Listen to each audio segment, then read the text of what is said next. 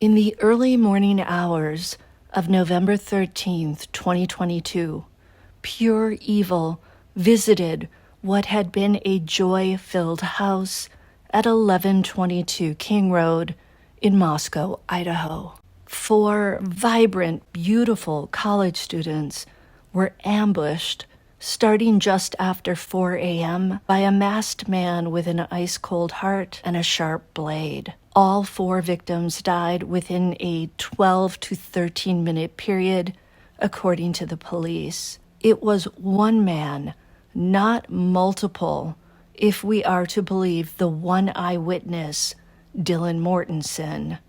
That translates to one sole perpetrator working without accomplices. But Dylan has changed her story with each telling, and some people no longer believe her. She's also been under fire by many for failing to call 911 as soon as the masked man exited the house. Only Dylan knows what happened and what it was like to hear those sounds, see whatever sights she saw. So I say we should give her grace. A recovering heroin addict turned criminology student named Bryan Kohberger was arrested and charged with the crime in late December of 2022. Investigators followed a yellow brick road of investigative genetic genealogy and DNA evidence to the Kohberger family home in Pennsylvania.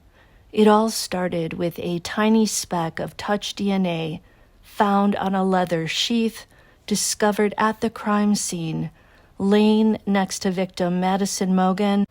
Technicians at the FBI crime lab in Quantico, Virginia, uploaded this tiny particle to a genetic genealogy database and then followed the dots to a currently unknown member of the Kohberger family. That Kohberger relative had shared their DNA with an online ancestry website, but it turns out the FBI lab team accessed 2 online databases that prohibit law enforcement from using their sites. The FBI allegedly violated both the terms of the service these 2 companies offer their customers, as well as Justice Department policies. Well, now Kohberger's legal team is fighting to get the DNA evidence linking their client, Bryan Kohberger, to the crime thrown out because of the FBI's unprofessional behavior. Kohberger's lawyers are arguing that the FBI violated their client's 4th Amendment right to privacy, and because the FBI violated the privacy rights of both Kohberger and whichever of his relatives handed over their DNA to that company, his lawyers want all the subsequent searches and evidence that followed to be thrown out. This would include tossing the DNA from a cheek swab of Bryan Kohberger after his arrest. If that evidence gets tossed out, it could mean that a jury would find Kohberger not guilty. Now, in addition to that messy business, it has also come out that the blood of 2 unknown males was found at the crime scene house. Blood from one of those mystery males was found on a stair handrail in the house, and blood from mystery male number 2 was found inside a glove discovered outside the crime scene house. And personally, I'm pretty sure Chris McDonough of the interview room is the person who pointed out that glove. Now, the prosecution did not put those 2 blood samples into a genetic genealogy database to try and identify their owners because they felt they already had their perpetrator, the masked man, Bryan Kohberger. Now, this blood from 2 unknown males very well could be completely unrelated to the crime. After all, 1122 King Road was a well-known party house where a lot of partygoers, both male and female, came and went. The blood on the handrail could be a tiny speck left from a minor cut or a Band-Aid. The blood inside a glove could belong to a crime scene investigator who was working the case and who maybe got sloppy when it came to discarding his gloves. The problem is, we don't know whose blood this is. Easy to see how Kohberger's lawyers are going to leverage all this stuff to their client's benefit. Could the blood belong to other accomplices, even if Dylan says she only saw one masked man? Could the unknown male blood have been deliberately left at the crime scene by Kohberger to create reasonable doubt or to lead the detectives to two unsuspecting males? By the way, Kohberger's lawyer is also throwing out the theory that one of those unknown males who left their blood behind may have planted that itty-bitty touch DNA that was found on the leather sheath, a particle said to be the size of a speck of dust. Well, now there could be a formal Franks hearing later this month. Just so you know, a Franks hearing is a legal proceeding where a defendant challenges the validity of a search warrant.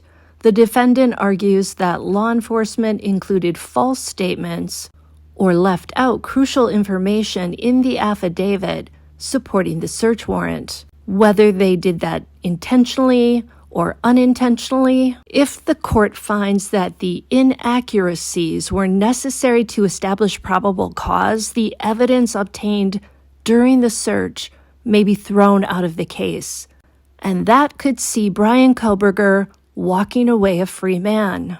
If you believe Kohberger is innocent, that will make you happy. But if you believe Kohberger is guilty, having the DNA evidence tossed out, along with other evidence obtained from law enforcement's various searches, will likely make you angry and afraid. We know that whoever unalived Ethan, Xana, Madison, and Kaylee is a twisted, dangerous person who will likely do it again.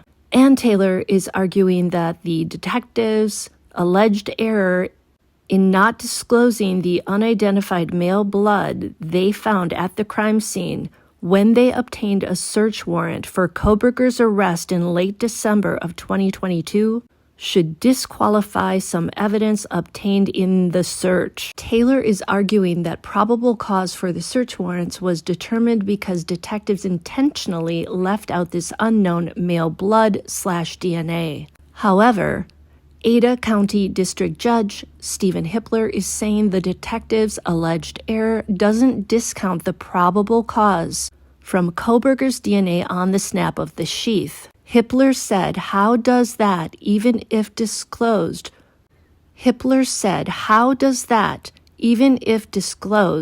preclude finding of probable cause when there's a DNA match between the DNA on the sheath and Mr. Kohberger?